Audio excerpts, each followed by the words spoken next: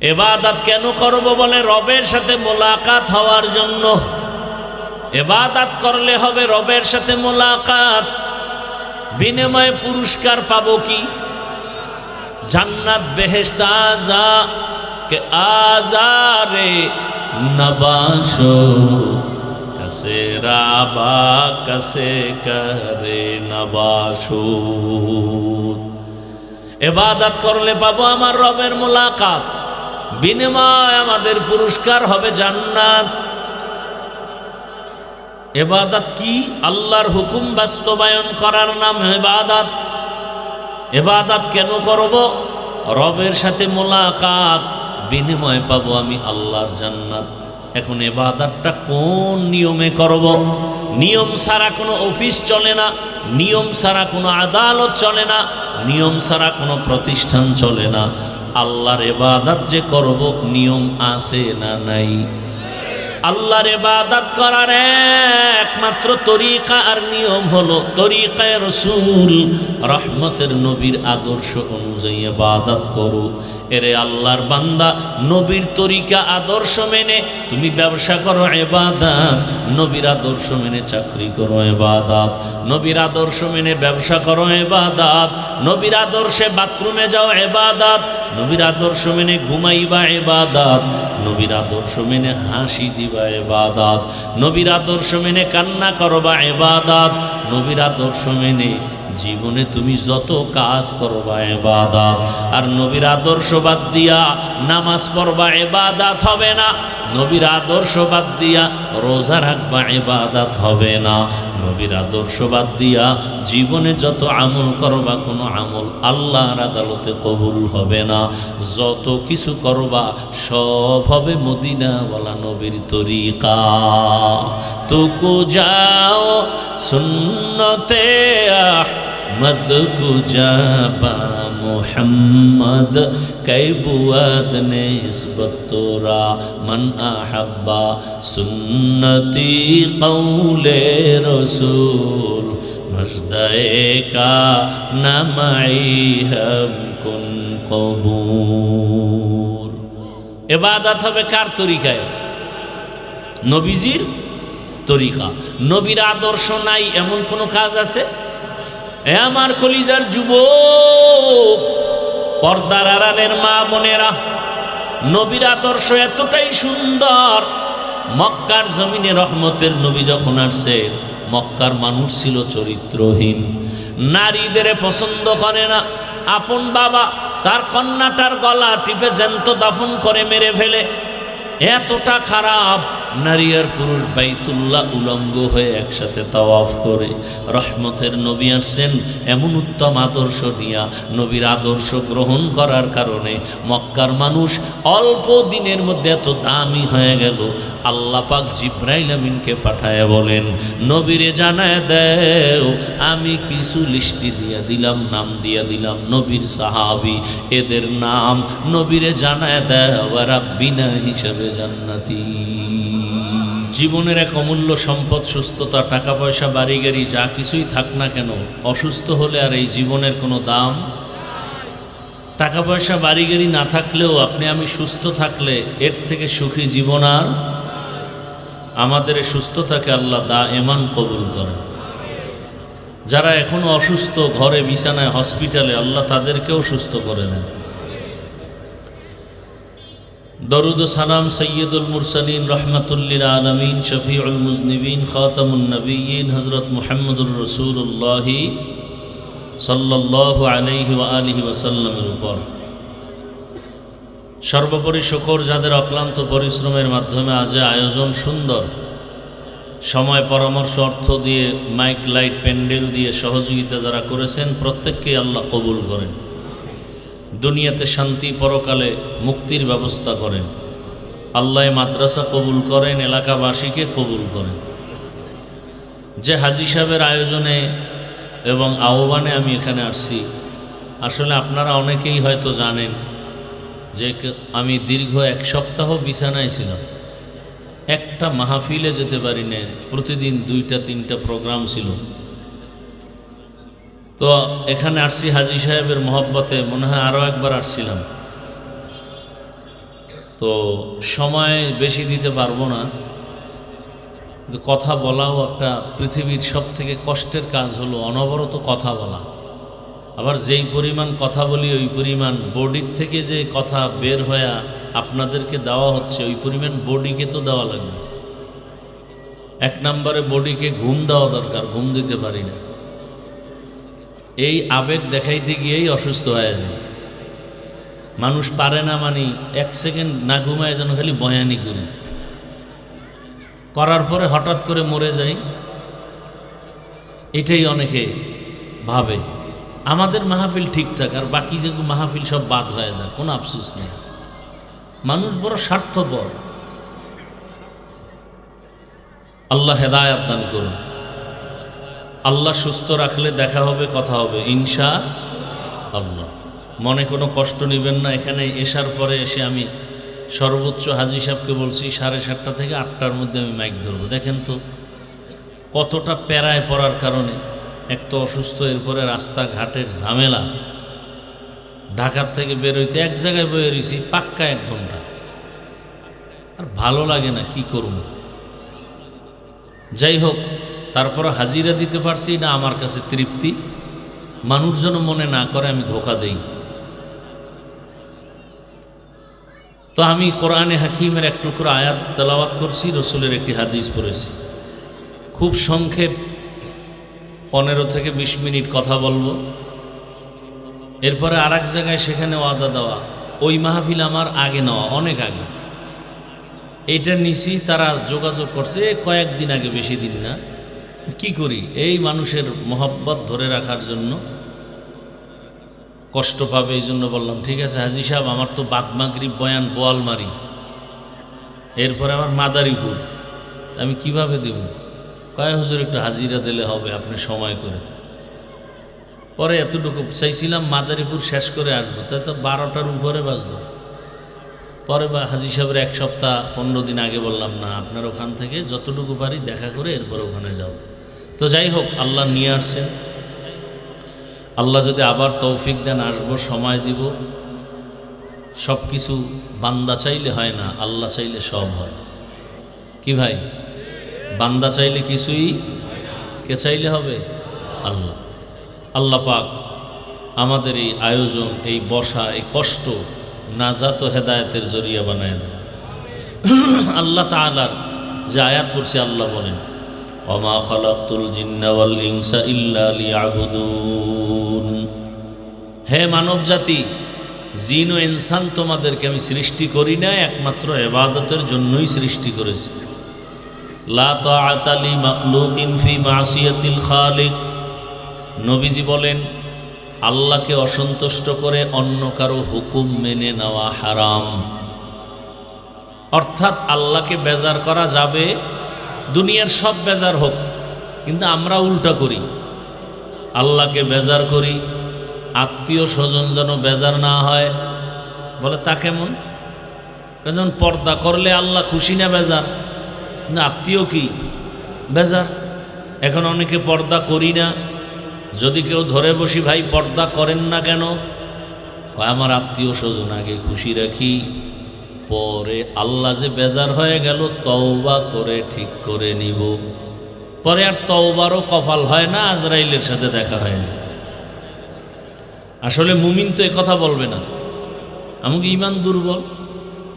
যার ইমান যত তাজা ওই ইমানওয়ালা বলবে আমার জীবন যাক, আত্মীয় যাক, সব আমার উল্টা পাল্টাও যদি হয়, আমি আমার আল্লাহকে কখনো বেজার করব না।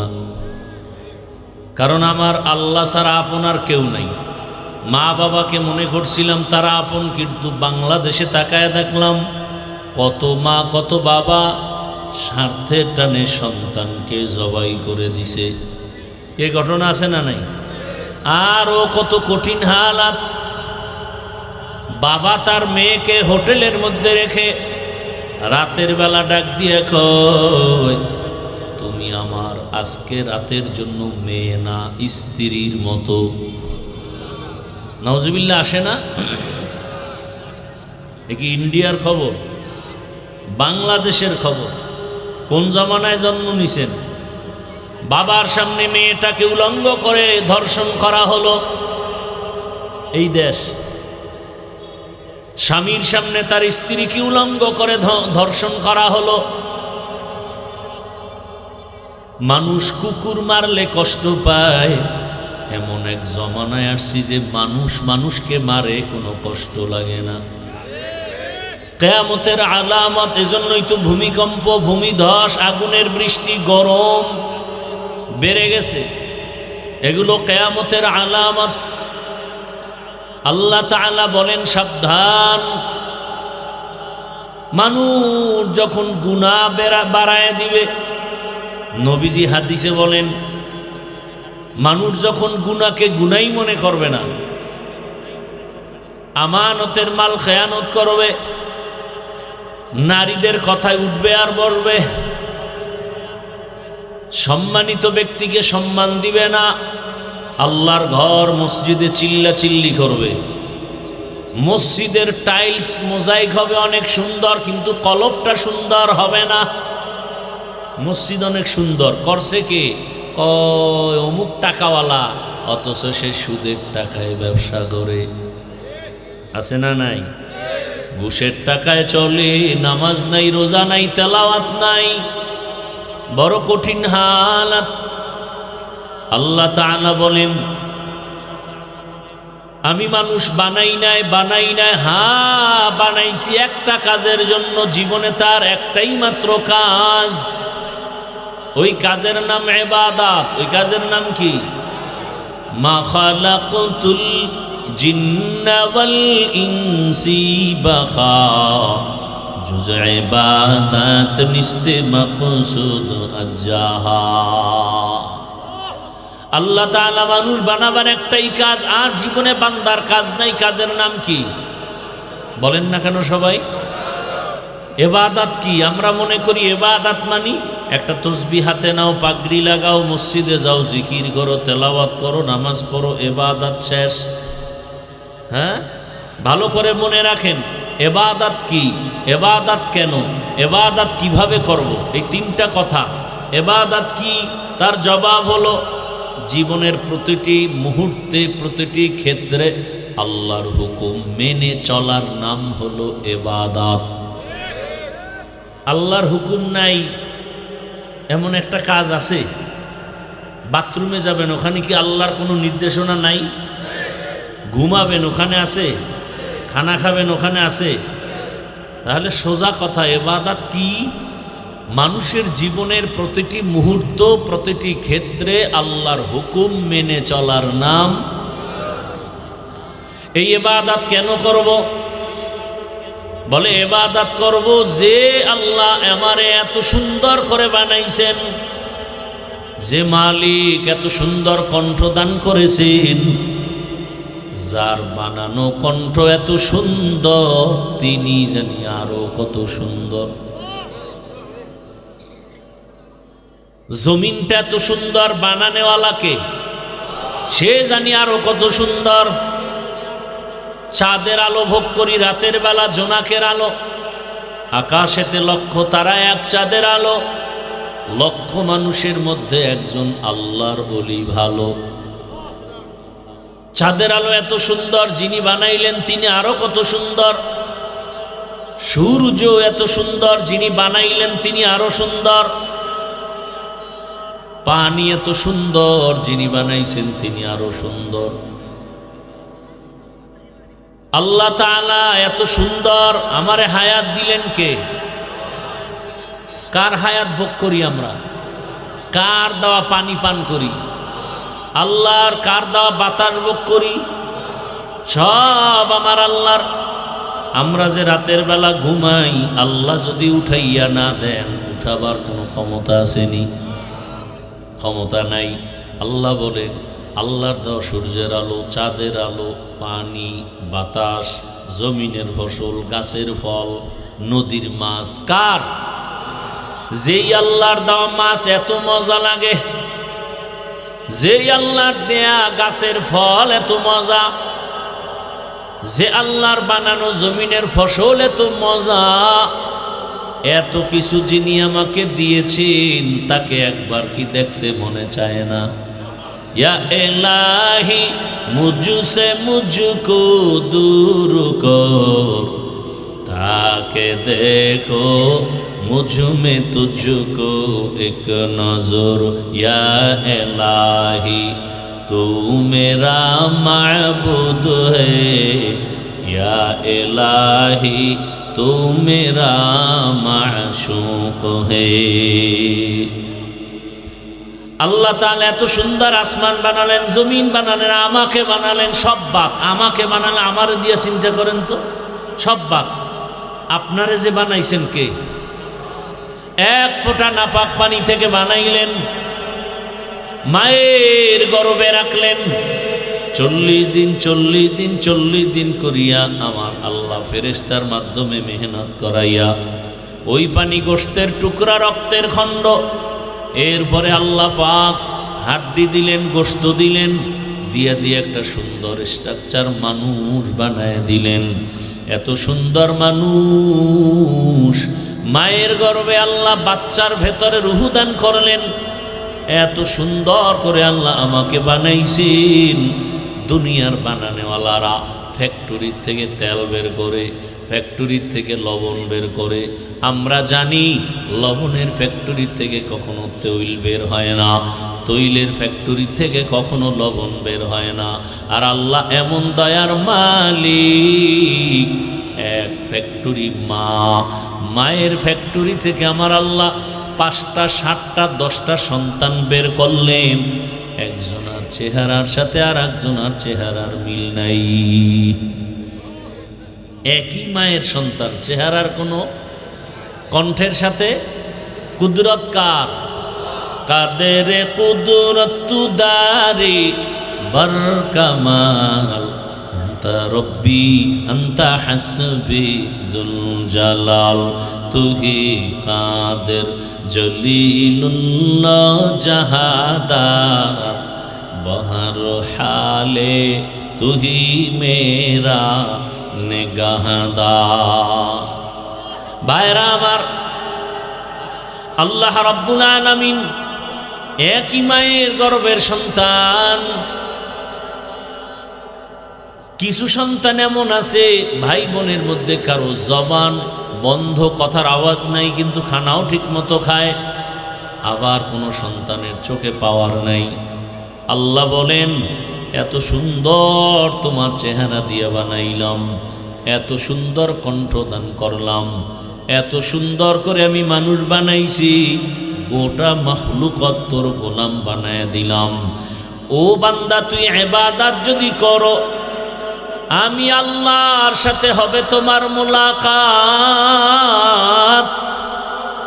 বিনিময় আমি আল্লাহ তোমাকে পুরস্কার হিসাবে দিব জান্নাত। ইবাদত করলে না না করলে।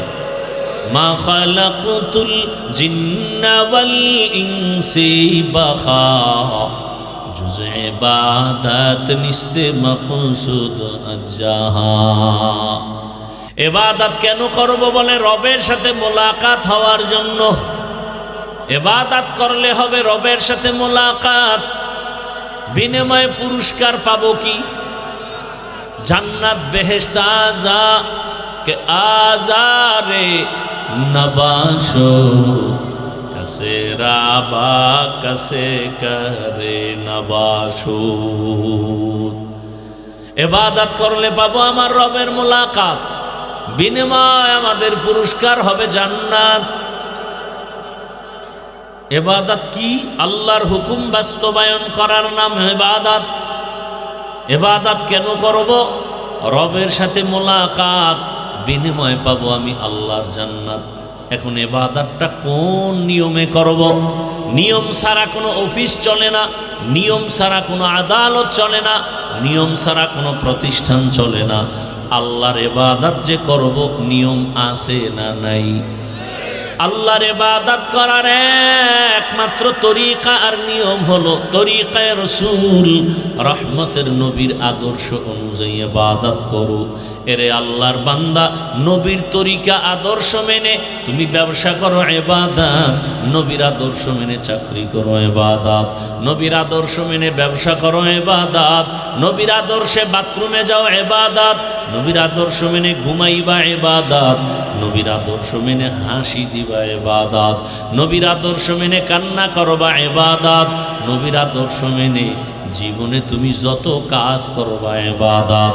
আর নবীর আদর্শ বাদ দিয়া নামাজ পড়বা ইবাদত হবে না, নবীর আদর্শ বাদ দিয়া রোজা রাখবা ইবাদত হবে না, নবীর আদর্শ বাদ দিয়া জীবনে যত আমল করবা কোনো আমল আল্লাহর আদালতে কবুল হবে না। যত কিছু করবা সব হবে মদিনাওয়ালা নবীর তরিকা। তুকু যাও সুন্নতে আহমদ কু যাবা মুহাম্মদ কৈবুয়াদ নিসবত তোরা মান আহাব্বা সুন্নতি কৌলে রসুল মজদায়ে কা নামাই হাম কুন কবুল। ইবাদত হবে কার তরিকায়? নবীজির তরিকা। নবীর আদর্শ নাই এমন কোন কাজ আছে? এ আমার কলিজার যুবক, পর্দার আড়ালের মা বোনেরা, নবীর আদর্শ এতটাই সুন্দর। মক্কার জমিনে রহমতের নবী যখন আসছে, মক্কার মানুষ ছিল চরিত্রহীন, নারীদের পছন্দ করে না। আপন বাবা তার কন্যাটার গলা টিপে জ্যান্ত দাফন করে মেরে ফেলে, এতটা খারাপ। নারী আর পুরুষ বাইতুল্লাহ উলঙ্গ হয়ে একসাথে তাওয়াফ করে। রহমতের নবী আসছেন এমন উত্তম আদর্শ নিয়া। নবীর আদর্শ গ্রহণ করার কারণে মক্কার মানুষ অল্প দিনের মধ্যে এত দামি হয়ে গেল। আল্লাহ পাক জিব্রাইল আমিনকে পাঠায় বলেন, নবীরে জানায় দেও আমি কিছু লিস্টি দিয়া দিলাম, নাম দিয়া দিলাম নবীর সাহাবী, এদের নাম নবীরে জানায় দেও রাব্বিনা হিসাবে জান্নাতি। ইমামুল আউয়ালিনাল আখিরিন বহরে সদকা রহমাতাল লিল আলামিন সাইয়্যিদুল কাউনাইনি খাতমুল মুরসালিন আখিরামত বুদে ফখরুল আউয়ালিন শুধু ওজুদাস রহমাতাল লিল আলামিন মসজিদে উ শুদ হামারো এ জমিন। ভাইরা আমার, নবীজির আদর্শ এত সুন্দর, অল্প দিনে মক্কার মানুষ চরিত্রহীন থেকে চরিত্রবান হয়ে গেল। এখন একজন আর একজনকে দেখলে জায়গা করে দেয়, বসার জন্য সালাম দেয়, জোতা সোজা করে দেয়। ওই রসুলের আদর্শ নিয়ে চলো মুমিন, তোমার জীবনটা ধন্য হবে। দুনিয়াতে যত আদর্শ আমরা দেখছি আর শুনছি, এক কথা আমি বলি, দুনিয়ার সব আদর্শগুলো নাপাক, রহমতের নবীর আদর্শই হলো পাক। যুবক বাবারা, নবীর যে আদর্শ সুন্নত রেখে গেলেন, এই সুন্নত পালন করবে কি হিন্দুরা, বৌদ্ধরা, খ্রিস্টান, ইহুদি?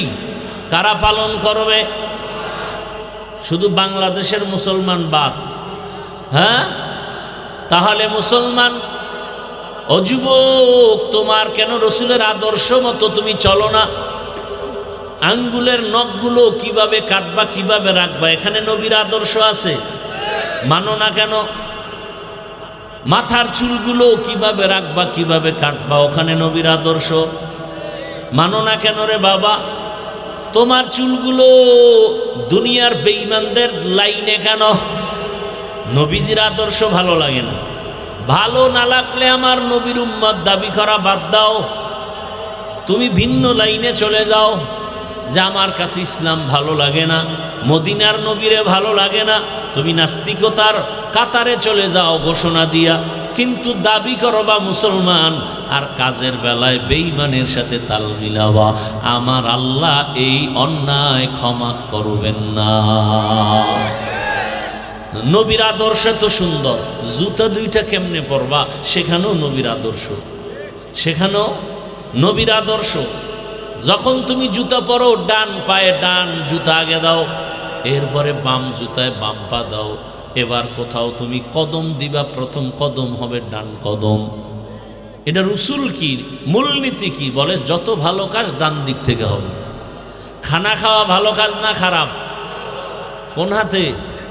ডান হাতে। ভালো ভালো সব কাজ ডান হাতে। ঘরে ঢুকছো ভালো, ডান পা দিয়া ঢুকো। আবার তুমি ঘর থেকে বের হইয়া দোকানে যাও, অফিসে যাও, ডান পা দিয়া বের হও। ভালো কাজে ডান হাত ডান পা। রসুলের সুন্নত আদায় হবে, বরকত হবে। প্রত্যেকটা কাজের মধ্যে বরকত, প্রত্যেকটা কথার ভেতরে বরকত। আজ আমরা কাজ করি কিন্তু বরকত পাই না, এর একমাত্র কারণ নবীর আদর্শ ছাড়া বরকত হবে না।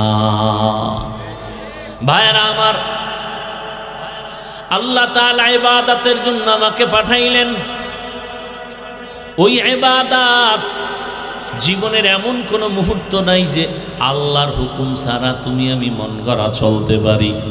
জীবনের এমন কোনো কাজ নাই, এমন কোনো কিছুই নাই যে রসুলের আদর্শ বাদ দিয়ে তুমি আমি চলতে পারি। ও পর্দার আড়ালের আম্মা জানেরা, ও আমার কলিজার যুবক বাবারা, আমি কিন্তু এই যে বয়ান করতেছি একবারও বলি নাই সবাই স্কুল বাদ দিয়া মাদ্রাসায় যাও, বলছি? কথা বলেন। তাবলিগে না গেলে জাহান্নামে যাবেন বলছি? পীরের কাছে না গেলে জাহান্নামে যাবেন বলছি? বলি নাই। বরং আমি আমার দেশের যুবকদের বলি, বাবা তুমি ডাক্তার হও, ইঞ্জিনিয়ার হও, প্রফেসর হও, এসপি হও, ওসি হও, ডিসি হও, তুমি বান্দা লেখাপড়া করে তুমি একজন এমপি, মন্ত্রী, চেয়ারম্যান, মেম্বার হও, তবে আমার দাবি বেয়াদব হইও না। তোমার লাইনে কত যুবক, তাকায়া দেখো তোমার লাইনে কত যুবক আছে স্কুল কলেজে পড়ে, নামাজ পড়ে নাই?